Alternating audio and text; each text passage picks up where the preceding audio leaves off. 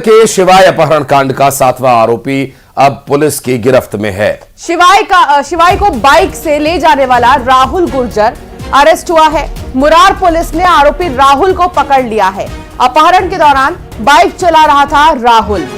और इस पूरे मामले में अब तक सब आरोपी गिरफ्तार कर लिए गए हैं। 1 करोड़ रुपए की फिरौती के लिए अपहरण का ये पूरा कांड किया गया था और 13 फरवरी को शिवाय का अपहरण किया गया था। न्यूज 18 ने इस खबर को प्रमुखता से दिखाया था और पुलिस प्रशासन की सतर्कता और मुस्तैदी के चलते शिवाय 24 घंटे के अंदर अपने परिवार के बीच सकुशल पहुंच गया था। और इससे जुड़ी अलग अलग तस्वीरें हम आपको दिखा रहे हैं। देखिए, बाइक पर बैठा हुआ जो शख्स है उसे अब गिरफ्तार कर लिया गया है। जो बाइक पर बैठकर दूसरे शख्स का इंतजार कर रहा था, दूसरे आरोपी का, ये दरअसल वही है।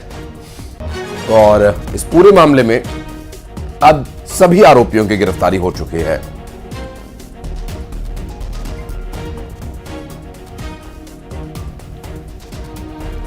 मुरार पुलिस ने आरोपी राहुल को पकड़ लिया है। राहुल नाम तो सुना ही होगा आपने, इससे पहले भी इसका नाम चर्चा में था।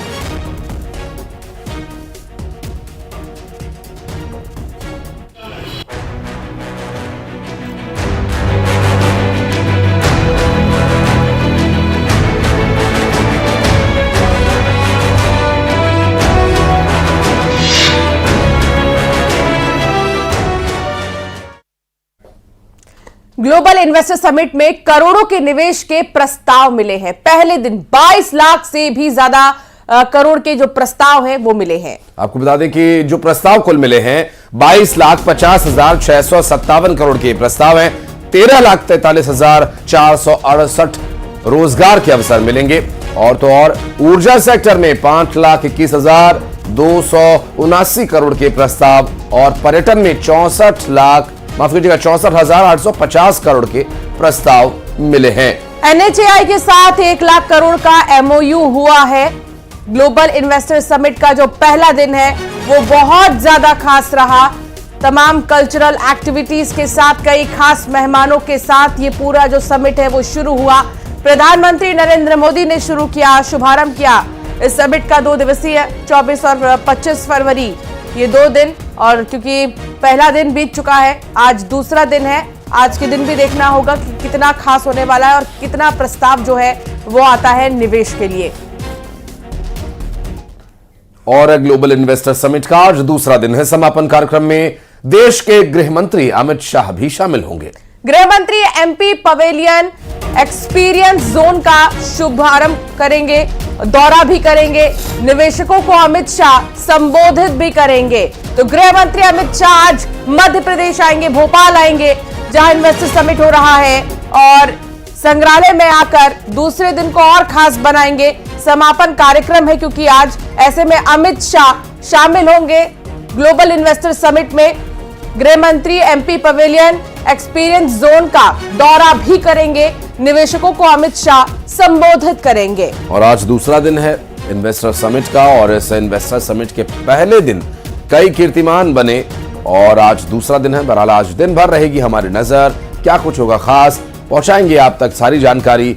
न्यूज 18 मध्य प्रदेश छत्तीसगढ़ के माध्यम से ग्लोबल इन्वेस्टर समिट पर रहेगी पूरे दिन हमारी नजर, क्योंकि ये निवेशकों का महाकुंभ है। और हमारे सहयोगी वासु चौरे इस वक्त हमारे साथ जुड़ गए। वासु, पहले ही दिन कई कीर्तिमान बने और गृह मंत्री अमित शाह के आने की भी जानकारी मिल रही है। क्या कुछ है डिटेल्स अपने पास, क्या रहेगा उनका minute to minute programme?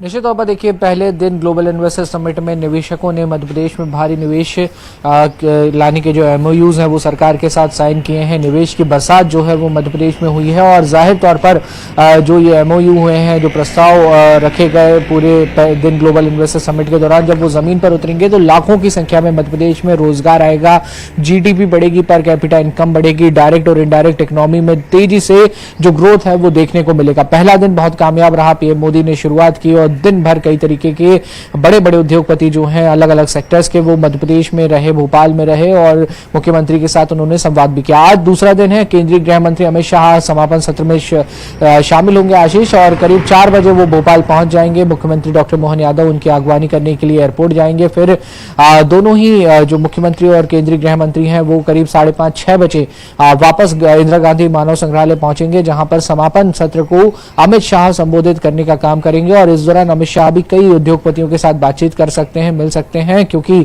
Madhya Pradesh को लेकर केंद्र सरकार का एक विशेष फोकस भी है। और उसके पीछे की वजह है यहाँ की ज्योग्राफिकल कंडीशन, यहाँ की लैंड अवेलेबिलिटी, यहाँ के वाटर रिसोर्सेज, यहाँ का स्किल्ड ह्यूमन रिसोर्स जो कि बहुत ही मुफीद है हर तरीके की इंडस्ट्रियल के लिए, चाहे वो एग्रीकल्चर से संबंधित हो, फूड प्रोसेसिंग की हो, आईटी की हो, साइबर सिक्योरिटी की हो, एमएसएमई के उद्योग हो। ये तमाम सारे जो अलग अलग उद्योग हैं वो मध्य प्रदेश में का खासा एक उनका जो उनको बढ़ावा देने का काम जो है वो किया जा सकता है। और इसीलिए कल पीएम मोदी भी आए और आज केंद्रीय गृह मंत्री अमित शाह। और जब इतने शीर्ष नेता आते हैं तो विश्वास का वातावरण बनता है और यही वातावरण मध्य प्रदेश को विकास के पथ पर आगे ले जाएगा। जी बहुत शुक्रिया वासु जानकारी साझा करने के लिए, और बहुत खास है दूसरा दिन भी आज। और बढ़ते आगे, भोपाल में धमाके के साथ स्कूल बस में आग लगने का एक मामला सामने आया है। बस पूरी तरह जलकर राख हो गई है। शारदा विद्या मंदिर स्कूल की ये बस बताई जा रही है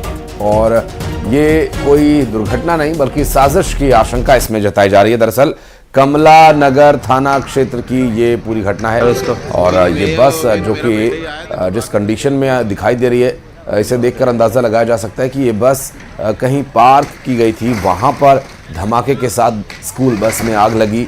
और ये धमाका किस तरह का था, क्या ये धमाका किसी ने साजिशन किया या बस में किसी तरह के किसी फॉल्ट की वजह से धमाका वाला की बस में खड़ी बस में तो ऐसा संभव नहीं है, इसलिए इसे साजिश के तौर पर देखा जा रहा है। कोई नहीं, मैं मेरा बेटा ही आया। आज से एमपी बोर्ड की परीक्षा शुरू हो रही है। आज 12वीं बोर्ड के हिंदी की परीक्षा है और हिंदी भाषा की परीक्षा के लिए अब छात्र छात्रा जो अपने अपने परीक्षा केंद्रों पर पहुंचेंगे। इसके साथ ही आपको बता दें कि 10वीं की परीक्षा 27 फरवरी से शुरू होगी। परीक्षा केंद्रों पर छात्रों को सुबह 8 बजे तक पहुंचना अनिवार्य होगा, इस बात का ध्यान रखें विशेष रूप से। और अभिभावकों से भी निवेदन है कि बच्चों को जल्द से जल्द 8 बजे तक उनके परीक्षा केंद्रों पर पहुंचने में वो पूरी मदद करें। और ये जो एग्जाम का समय है इसमें समय से पहुंचना बहुत जरूरी है। बिल्कुल, और सुबह 8:30 बजे के बाद प्रवेश नहीं दिया जाएगा। मोबाइल, घड़ी, इलेक्ट्रॉनिक उपकरण प्रतिबंधित है। सीसीटीवी कैमरों की निगरानी में बोर्ड की परीक्षा होगी। बहुत जरूरी है कि आप अपना जो एडमिट कार्ड है वो जरूर लेकर जाएं।